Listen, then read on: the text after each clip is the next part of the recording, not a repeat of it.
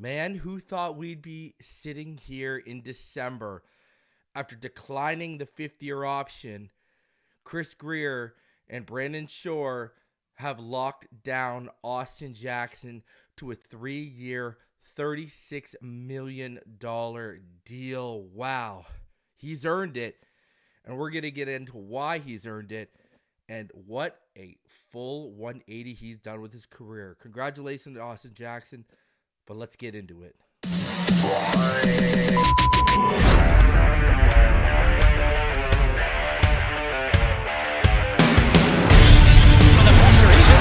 Loses the football. Touchdown!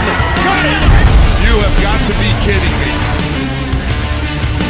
Jalen Waddle has a Dolphin touchdown. And he will score! Field down the near side, man open. Touchdown!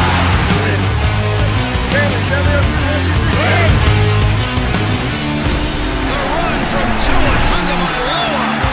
Touchdown! He's going deep. He's got it for a touchdown again.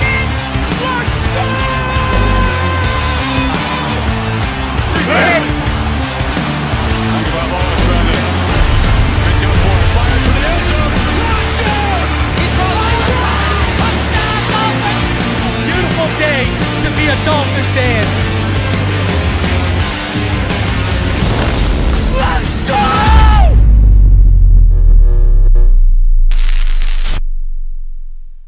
It really is a beautiful day to be a Dolphin fan. It's also a beautiful day to be Austin Jackson. Welcome, everybody, back to Phinside The NFL. What's good, Fins Nation? Had to get this out to you. I'll be live later today around 5 p.m. with Neil Driscoll. We'll discuss more about Austin Jackson as the numbers come out. And also, we'll be discussing some more offensive line stuff that you're not going to want to miss, all right? You're not going to want to miss. We're going to be talking about Liam Eichenberg, Robert Hunt. It's going to be a good one today. But let's get into the big news. Obviously, this is what you came for. This is what we know. And, hey, you got to give more kudos to Butch Barry. You got to give more kudos to, obviously, Chris Grier, Frank Smith, Mike McDaniel, Brandon Shore, the whole collective of the coaching staff all the way to management in getting this done and getting out ahead of it. Because I told all you guys I was afraid that someone was going to back up the Brinks truck, but we got out ahead of it. So it broke not too long ago that the Miami Dolphins and Austin Jackson agreed to terms on a 3-year, $36 million contract extension that'll keep Austin Jackson in Miami. The max value is $39 million, including $20.7 of that guaranteed. On the heels of a career year protecting Tua Tagovailoa's blind side, Austin Jackson gets paid. And what's key about this, ladies and gentlemen, is when they declined the fifth-year option for Austin Jackson, that was a $14.2 million option, and they're getting him. Obviously, listen, it's not the guaranteed money. The guaranteed money, when you split it over that time, it's a little under $7 million, right? It's about $6.9 million guaranteed if you split it each year over those 3 years. But obviously, he can get up to a $13 million incentive-based deal. That's why I said the max value is 39, with the base being 36. So it's obviously ceiling of 12 can get up to $13 million per year, $20.7 million of that guaranteed. Listen, I think he would have gained, anywhere from $2 to $4, $5 million more per year had he hit the market. What's going to be interesting here is, ladies and gentlemen, this is another body in Miami that gets paid before Christian Wilkins does. This is another one. And this, clearly with them getting Austin Jackson done, it's not like the Miami Dolphins are just turning off all negotiations and it's no longer a discussion to be had, et cetera, et cetera. Obviously, Chris Grier and Brandon Shore, they never stop working. And listen, you got out ahead of this. And I got to say this, that 2020 draft all of a sudden looks pretty good, right? You found your franchise left tackle. You found, obviously, right now playing up to this par, your franchise right tackle to protect that blind side. And, Chris Grier absolutely looking to now, obviously, the Noah Benogany, but when you add in Robert Hunt in the second round, I mean, that's 3 of your first 4 picks knocked out of the park, then you follow it the next year with the way Eichenberg's trending, could be the first 4 of your picks were home runs again. Chris Greer, batting 7 for 8 over the 2020 to 2021 draft in the first 3 to 4 rounds. That's pretty damn good.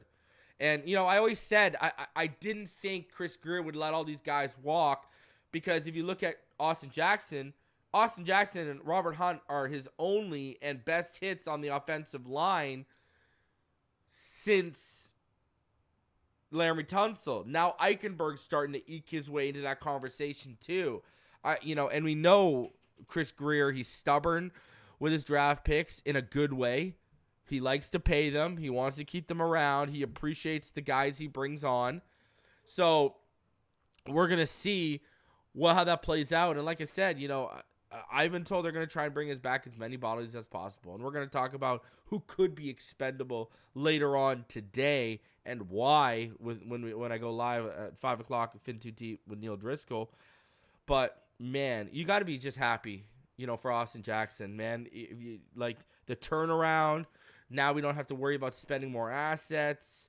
He's just put his head down. He's worked. He's gotten better every year. And, it's crazy, too, because, look at this. He's coming off arguably the best performance of his career. If you look at Week 13, that was arguably easily the best performance of his career. Now, firstly, PFF, he was the highest graded tackle in the NFL for Week 13 was Austin Jackson.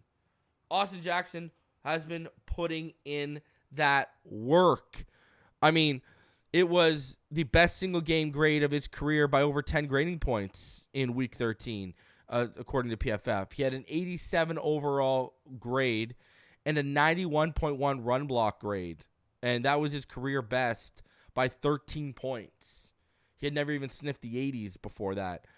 He also allowed 0 pressures on 25 pass block snaps. He had 2 losses, but no pressures. And if you look at Austin Jackson in totality, listen, he allowed 4 pressures on 47 pass blocking snaps against the Chargers in the season opener. Since then, he's allowed 9 pressures on 406 pass blocking snaps.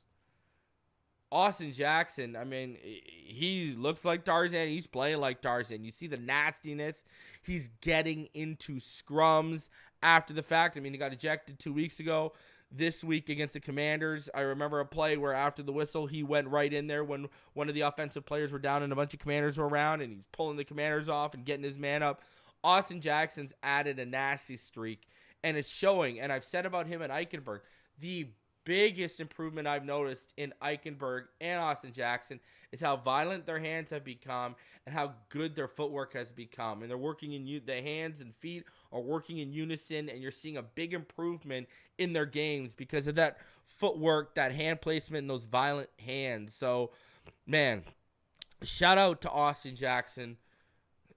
This is such a big turnaround for him. I mean, how big of a turnaround? I mean, let's put it into perspective. Let's head over to PFF. And let's put it into perspective for a little second here, okay? All right, let's put it into perspective right now for Austin Jackson, all right? And, let's really put it into perspective here, okay? So you look at him right here, all right? And, I mean, look at this. You're dealing with a guy who...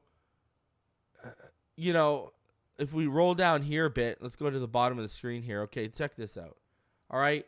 You've got, he's allowed 13 pressures this year. Let's skip last year because he didn't play very much. All right. He only played 84 snaps. But look at the year before. Let's go to his rookie year. Rookie year, you had about 70. He was at 77 more snaps than what he has right now. Okay. Look at it. He had already allowed 38 pressures. 2021, 1,096 snaps, allowed 49 pressures. And look at his grade. He's having career best grades in overall offensive grade, run blocking grade, and pass grade. Never even sniffed the 60s overall as a pass block, run block, or offensive grade. Now he's into them, and he's as a pass blocker, he's into the 70s. Man, you just got to be impressed with what Austin Jackson is doing right now. You really do. You have to be impressed with what Austin Jackson is doing. And, he's getting it done. Austin Jackson is getting it done, and he's getting rewarded. And we're taking care of our guys. And how can you not? How can you not be happy with how things have gone? Chris, look at him right now. Austin Jackson is tied for 12th. He's only allowed 2 sacks. He's tied for 7th in hurries allowed. He's only allowed 9. He's tied for 4th in pressures allowed. He's only allowed 13. He's tied for 3rd in pass blocking efficiency at 98.3. And his run blocking PFF grade is actually like 36th overall. I'm just saying, he's playing well, and he's getting rewarded for it. And, man, again, listen, we thought, they might be waiting until the offseason to do it. They're getting this stuff done early December. It's not too late. December, it's clearly not too late. So, listen, man, what a way to start Thursday morning, like, for real here. Just what a way to get it done. So, shout out to Austin Jackson. I'm, so thoroughly impressed with his play this year. He's been rewarded. He deserves it. And, man, who thought we'd be sitting here? Sit back and ask yourself, who really thought we'd be sitting here making sure to get an extension done with Austin Jackson so he doesn't get to free agency? Like, what a turnaround. There are people ready to rocket him to the moon, right? And, I dug in when we got him because I looked at his traits, because I watched the film. You knew Mike McDaniel and that staff were going to like what he could do in an outside zone scheme. You knew that's what was going to happen. You knew. If you knew what the tendencies were, if you knew what they looked for, if you knew what they liked, then Austin Jackson was right up their alley. And again, the smear campaign on Butch Barry out of Denver, and you look at the work he's done in Miami, like, I don't know who was trying to pull the wool over our eyes and why they were trying to do that. And it was just clearly a assassination of character attempt. But man, Austin Jackson, shout out to you. And again, shout out to Butch Barry. I feel like we're praising this guy every week with what we see. The guy literally makes chicken salad out of chicken shit regularly. We're seeing guys that people in this fan base were ready to write off are now getting these kind of extensions. And you got to ask yourself, the same way Bill Belichick always made sure to take care of and pay Dante Scarnecchia. He would let McDaniels go. He would let offensive coordinators go, defensive coordinators go, whatever. But he always made sure to take care of Dante Scarnecchia and to make sure he's paid. Has Butch Barry become one of our most valuable assets on the coaching staff? Has he become one of those guys where down the line, Frank Smith's going to get a job. Darrell Bevell, even if he gets a coordinator job after Frank Smith here in Miami, he'll eventually get a job somewhere else. Wes Welker will get promoted. He'll probably be third up to be coordinator. But is Butch Barry the one guy we're going to always have to take care of because of what he means to this team and what we want to do? Food for thought. It's food for thought. And, he is making himself in a short amount of time an invaluable asset to this staff. He knows what they want done, and he's executing it. And, man, we've been waiting for this type of O-line play since the unicorn line, just like we've been waiting for this type of quarterback play from Tua since Marino left.